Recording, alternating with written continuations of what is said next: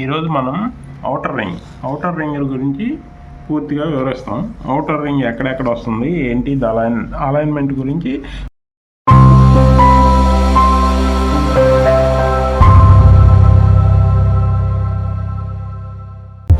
నమస్తే అండి, అమరావతి హబ్కి స్వాగతం.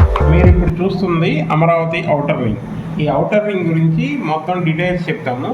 ఔటర్ రింగ్ ఎక్కడ మొదలవుతుంది, ఎక్కడ ఎండ్ అవుతుంది, దీని లెంత్ ఎంత అనే విషయాలన్నీ చెప్తాం.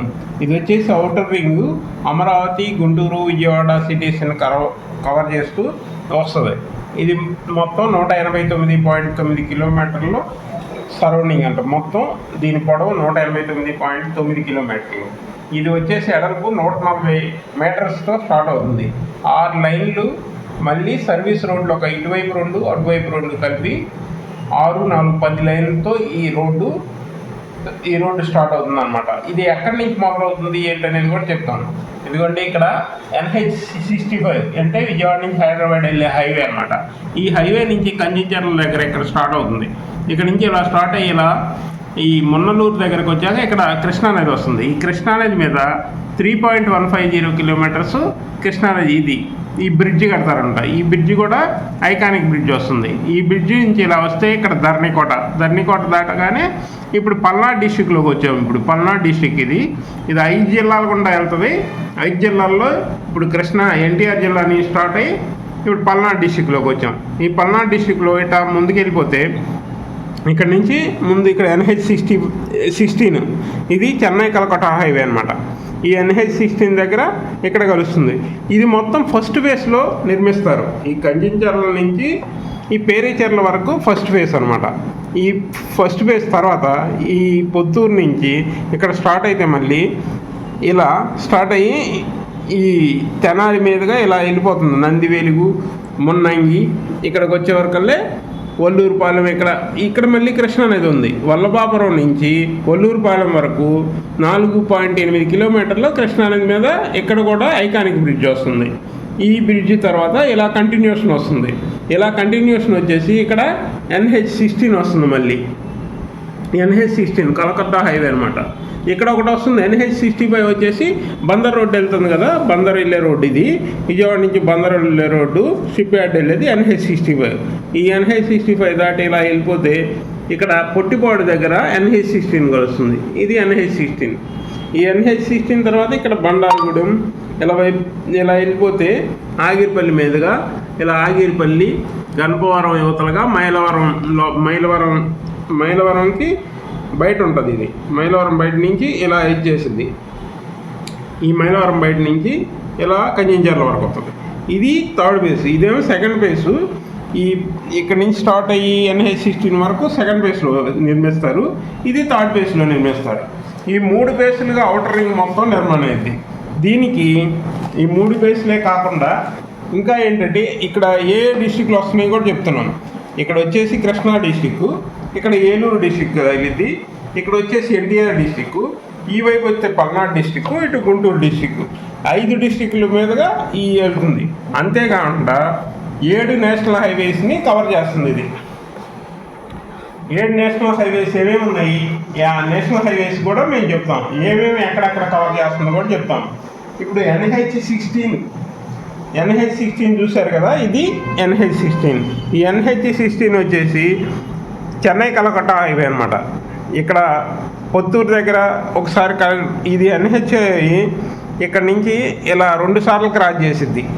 ఇక్కడ నుంచి ఇక్కడ ఏలూరు వైపు వెళ్ళే కాడ కూడా క్రాస్ చేసిద్ది. అది NH16. నెక్స్ట్ దాని తర్వాత NH65 ఈ బందర్ నుంచి వస్తుంది కదా, ఈ బందర్ నుంచి వచ్చేది NH65. ఈ NH65 వచ్చి హైదరాబాద్, ఇది కూడా 2 సార్లు క్రాస్ అయిపోయింది. దాని తర్వాత NH30 అంటే ఇది విజయవాడ నుంచి ఛత్తీస్గఢ్ వెళ్ళేదన్నమాట. కొండపల్లి నుంచి ఇలా ఛత్తీస్గఢ్ వెళ్ళే హైవే NH30, అదొకటి 3 ఇది.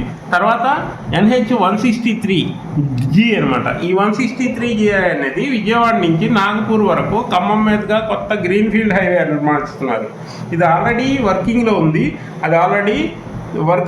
త్వరలోనే అందుబాటులోకి వస్తుంది. చాలా వరకు 50% వర్క్ కూడా కంప్లీట్ అయింది. ఇది గ్రీన్ఫీల్డ్ హైవే, ఇది ఒకటి. ఇది 4వ హైవే. ఇంకా 3 ఉన్నాయి. ఇంకో హైవే వచ్చేసి NH544D, ఇది అనంతపూర్ టు అమరావతి హైవే అనమాట. ఇది ఒక హైవే. NH167AG ఇది ఒక హైవే. ఇప్పుడు ఆరోది ఇది 167AG. తర్వాత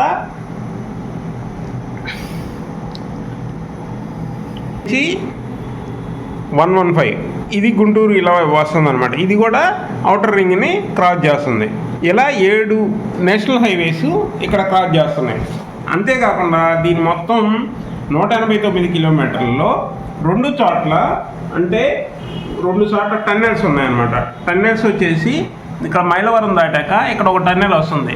ఫస్ట్ టన్నెల్ వచ్చేసి 1.640 కిలోమీటర్స్, రెండో టన్నెల్ వచ్చేసి 2.680 టన్నెల్ అనమాట. ఇది ఇన్ని కిలోమీటర్స్ టన్నెల్ వెళ్తుంది, అంటే కొండ సొరంగంలో కూడా వెళ్తుంది అనమాట.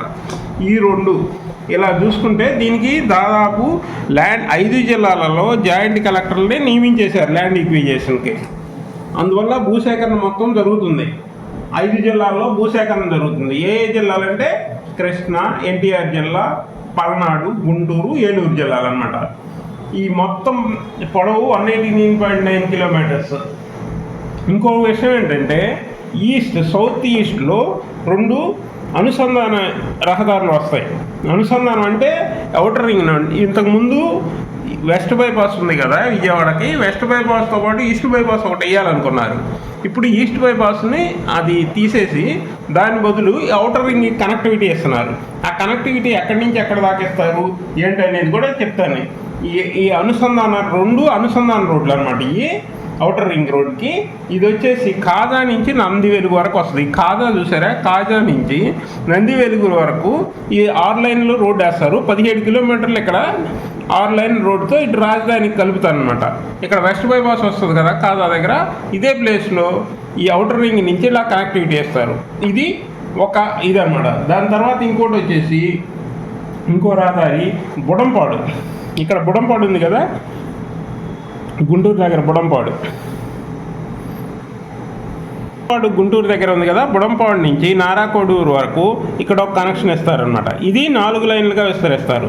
ఇప్పుడు 2 రహదారులు, ఇక్కడ ఒకటి, ఇక్కడ ఒక కనెక్టివిటీ ఉంటుంది. ఇటు గుంటూరు వెళ్ళడానికి కానీ, ఇటు ఔటర్ రింగ్ నుంచి ఇక్కడ కాజా టోల్ గేట్ వరకు వెళ్ళడానికి కానీ ఇటు ఒక కనెక్టివిటీ ఇస్తారు. ఇది మొత్తం ఒక 3 అలైన్మెంట్లు national highways authority engineers already state గవర్నమెంట్కి పంపిస్తున్నారు. అంతేకాకుండా దీనికి భూసేకరణ జరగడానికి మొత్తం 6 జాయింట్ కలెక్టర్ని నియమించారు.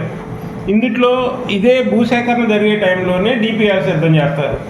ఈ డిపిఆర్ సిద్ధం చేసి దీనికి భూసేకరణలో ఏమైనా సమస్యలు ఉంటే పరిష్కరిస్తారనమాట. తర్వాత ఎన్ని నిర్మాణాలు ఉంది, ఎక్కడే ఉంది, దానికి ఎవరికి పేమెంట్ చేయాలి అన్నీ ఈ NHAI వాళ్ళకి ఒక సబ్మిట్ చేస్తారు. ఈ సబ్మిట్ చేస్తే NHAI వాళ్ళు మొత్తం ల్యాండ్ ఎవరున్నారో ల్యాండ్ ఓనర్స్ అందరికీ పేమెంట్ చేస్తారనమాట. ఈలోపు ఒకవైపు ఇది జరుగుతుండగానే దీని డిపిఆర్ సిద్ధమైంది.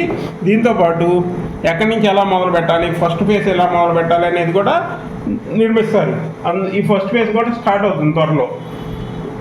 అంతేకాకుండా ఈ NHAIలో ఇంకా మిగిలిన ఏంటంటే ఈ మొత్తం గ్రోత్ కారిడార్ వస్తుంది.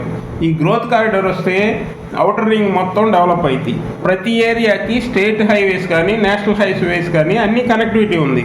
అంతేకాకుండా ఇక్కడ మల్లవల్లి ఇండస్ట్రియల్ కారిడార్ ఉంది. ఇటువైపు వస్తే కంచిచర్లలో గ్రోత్ కారిడార్ వస్తుంది. ఇటువైపు వస్తే అమరావతి దగ్గర ధర్మకోట ఈ ఏరియాలో కూడా గ్రోత్ కారిడార్ వస్తుంది. ఈ గ్రోత్ కారిడార్స్ అన్నీ కవర్ చేసుకుంటూ వస్తుంది ఈ ఔటర్ రింగ్. అంతేకాకుండా కనెక్టివిటీ ఇప్పుడు తెలంగాణ నుంచి మనకు బందర్ ఫోర్టే తెలంగాణకి మెయిన్ ఫోర్ట్. బందర్ ఫోర్ట్కి రావాలన్నా ఈ ఔటర్ రింగ్ నుంచి కనెక్టివిటీ పెరుగుతుందన్నమాట. అందువల్ల ఈ ఫోర్ట్కు రావడానికి ఫోర్ట్ రోడ్డుకు కూడా ఇది కనెక్టివిటీ ఉంటుంది. బందర్ వెళ్ళి NHCTY కనెక్టివిటీ ఉంటుంది. అందువల్ల ఇది కూడా మంచి డెవలప్మెంట్ ఉంటుంది. ఫ్యూచర్లో ఈ ఇండస్ట్రియల్ ఏరియా గ్రోత్ కారిడార్స్ ఈ సరౌండింగ్స్ మొత్తం ఉంటాయి కాబట్టి ఈ సరౌండింగ్స్లో ఎక్కడే ఇన్వెస్ట్ చేసుకున్నా మీకు మంచి రిటర్న్స్ ఉంటాయి. ఫ్యూచర్లో మంచి డెవలప్మెంట్స్ ఉంటాయి. ఔటర్ రింగ్ అయితే బాగా ఫాస్ట్ గ్రోయింగ్ వస్తుందని ముందు ఔటర్ రింగ్ కోసం ప్లాన్ చేశారు. ఆల్రెడీ నేషనల్ హైవేస్ అథారిటీ దీని ప్లాన్ని అప్రూవల్ చేసింది. దీనికోసం నిధులు కూడా కేటాయించింది. త్వరలోనిది పట్టాలు ఎక్కనుంది. ఆల్రెడీ దాదాపు జాయింట్ కలెక్టర్లు కూడా భూసేకరణ కోసం నియమించారు 5 జిల్లాల్లో. అందువల్ల ఇది త్వరగా డెవలప్ చెందింది. ఇలాంటి విషయాలు మరిన్ని మేము చెప్తుంటాం. మా ఛానల్ని లైక్, షేర్, సబ్స్క్రైబ్ చేయండి. మీకు మరిన్ని విషయాలు చెప్తుంటాం. Thank you.